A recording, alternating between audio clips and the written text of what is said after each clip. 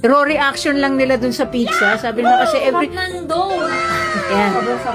Ayan. Sabi nila kasi, tintikman nila lahat ng, pag nagra-round sila all over the country, tumitikim sila ng keto treats and keto food. So, naitrigat dito sila dito sa pizza namin na 4 flavors. Sobrang sarap. Parang hindi keto pizza yung kinakain mo. Parang hindi ako nasa keto restaurant. Diba? Sobrang sarap. Yan, bestseller namin yung pizza. Well, one of the bestsellers. Pero, grabe sila, ang dami nila in-order. Meron pa ba?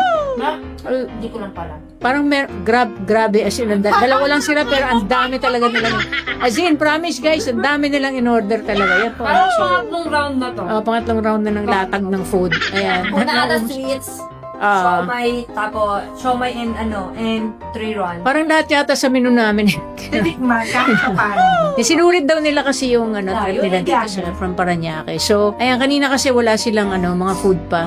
So, yan na. Meron pa, no? May parating pa. meron. Oh, meron. Ayan, hintayin na lang natin sila. Ay, let's just, let them be. Okay, mag-enjoy dyan sa food. Yan. Sarap na sarap sila. Yes!